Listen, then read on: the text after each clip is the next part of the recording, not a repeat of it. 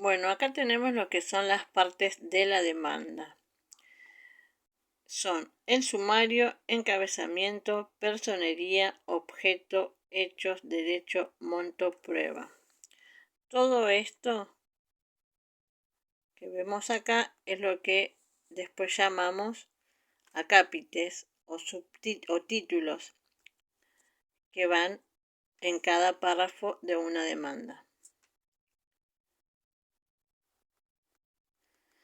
El sumario ya lo vimos desde la primera clase, que es un resumen del pedido que va actor, demandado, materia, monto, documentación acompañada. Esto fue lo que se vio en la primera clase.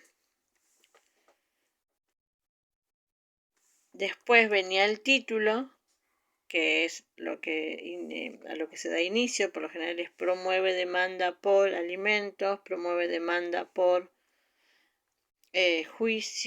divorcio, o lo que sea. Y el encabezamiento, que es el después del título se pone señor juez y va el encabezamiento, que va el nombre del actor y los datos del abogado. En el encabezamiento es como que nosotros ponemos el título, promueve demanda, señor juez, y nos presentamos ante el juez. Entonces ahí le decimos, supongamos, actor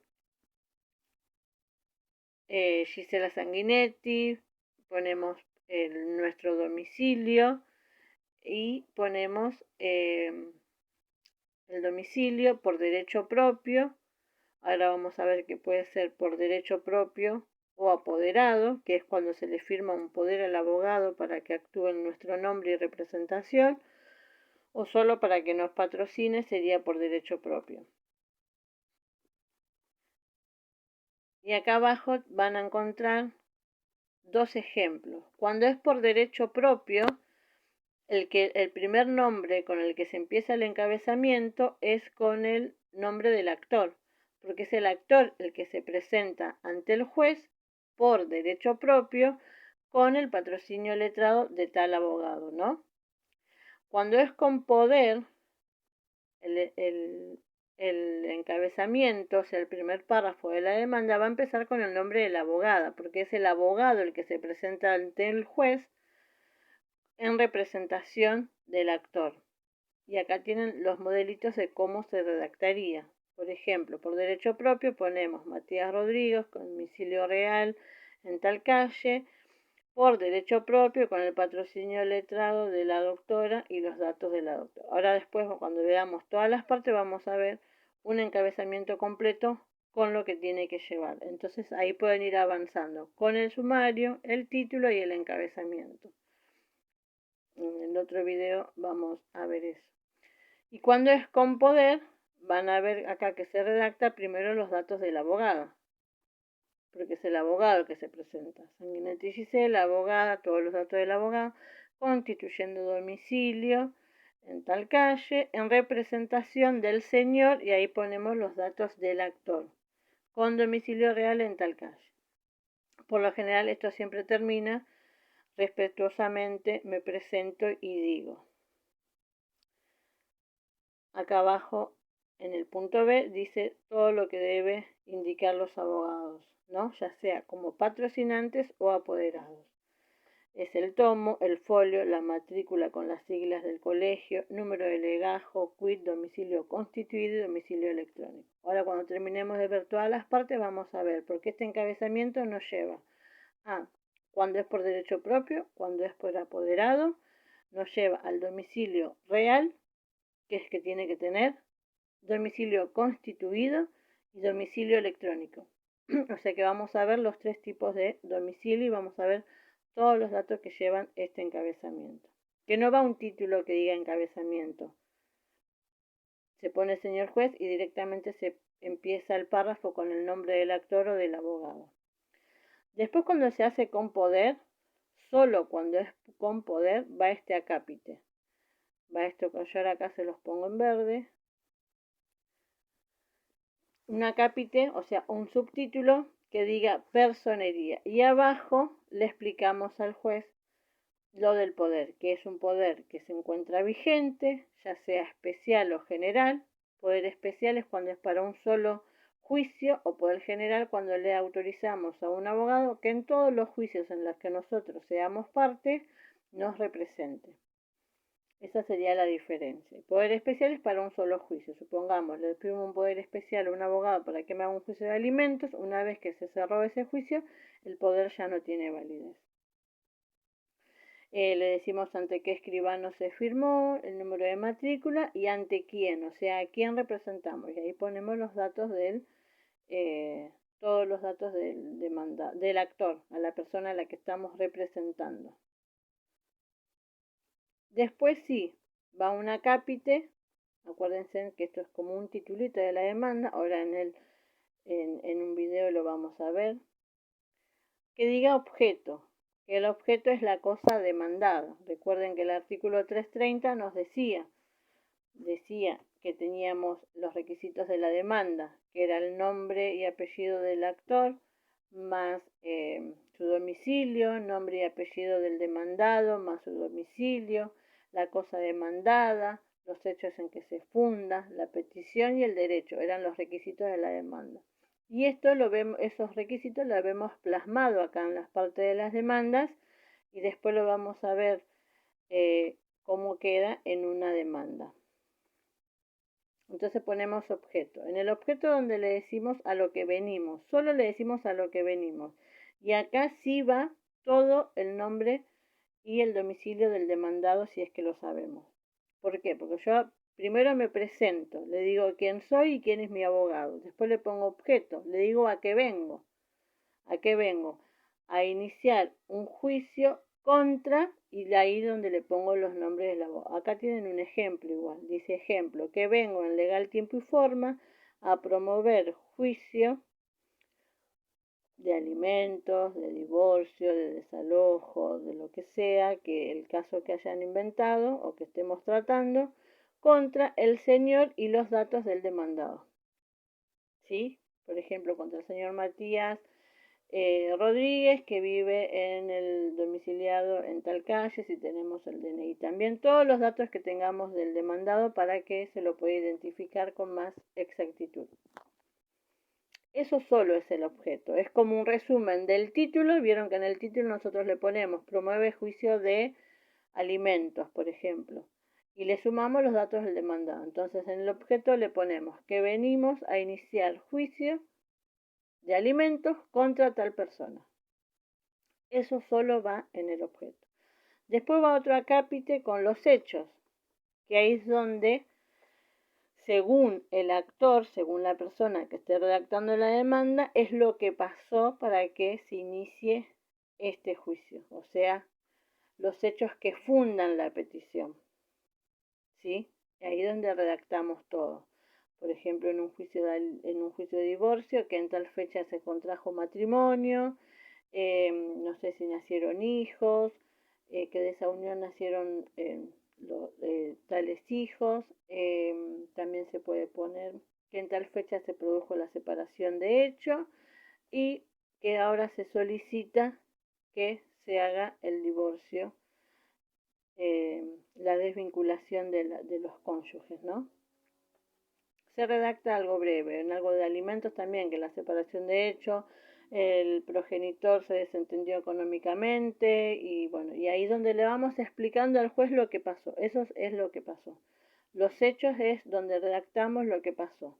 Por lo general se tiene una entrevista con el cliente y el cliente nos va diciendo y uno va tomando apuntes de todo lo que el cliente nos dice que pasó.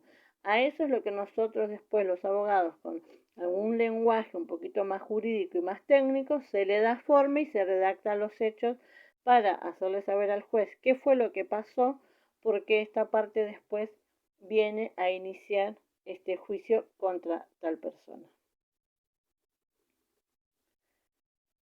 Después tenemos un acápite de derecho, ¿no?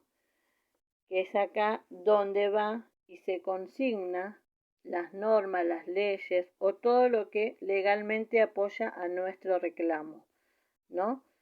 Nosotros tenemos una ley que nos dice cuando pasa tal cosa, tenés derecho a tal otra, y así sucesivamente, un código, una reglamentación, una norma, todo lo que avale nuestra petición. Y después les aclara que si este acápite o título no se coloca, no importa, ya que queda suplido por el principio de Iura Curia Novit. ¿Qué es este principio? Acá abajo lo tiene. Iura es derecho, Novit es sabe y Curia es corte. Quiere decir que la corte sabe el derecho. Como son los jueces los que saben el derecho y los que tienen la facultad de aplicar la norma y decir qué derecho nos fundamentan a nosotros, si nosotros nos equivocamos en nombrar la ley o directamente no la nombramos, no importa, porque los que saben el derecho son los jueces. Eso es ese principio. En este acápite, por ejemplo, si hay una ley, no sé, hay un reclamo por un divorcio, ay, no me sale la palabra, matrimonio igualitario. Entonces, nuestro derecho lo vamos a fundamentar y ponemos avalando nuestra petición en el derecho de la ley igualitaria, matrimonio igualitario número tal, o en los artículos del Código Civil y Comercial, y ahí nombramos los artículos. En un caso de adopción, en la ley de adopción y en los artículos que sean del Código. A eso es lo que se refiere. ¿Qué derechos, qué artículo, qué ley tengo yo que fundamenta mi petición? Si no lo sabemos o lo ponemos mal, no importa, nunca va a estar mal por ese principio del Iura Curea Novit. Después viene un acápite de monto, que como ya les dije, el acápite de monto solo va cuando es una demanda donde se pide, el objetivo es solicitar cierta cantidad de dinero, una indemnización. Siempre que solicitamos dinero tenemos que poner, supongamos, pedimos 2 millones de pesos, o lo que el más o el menos resulte de la prueba a producirse, o lo que el más o el menos su señoría considere, ¿sí? Para no caer en lo que es una plus petitio, ahí van a leer, y entre paréntesis van a encontrar que dice exceso cuantitativo de la demanda sobre lo exigible o debido. O sea, estoy pidiendo más de lo que debo o menos de lo que debo.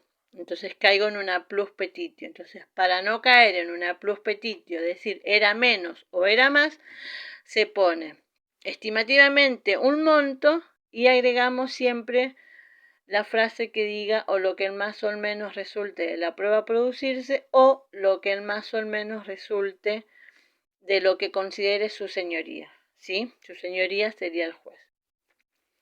Después viene un acápite que dice prueba, que la prueba es todo lo que nosotros tenemos para fundamentar. Ahí dice que tienen la prueba documental, que es todos los papeles, digamos, todo lo que esté en papel, en documento, que yo tengo para probar los hechos. La confesional, que es cuando la confesional es cuando dan testimonio las partes, y la testimonial cuando dan testimonio terceros, ¿no? Terceros que son testigos.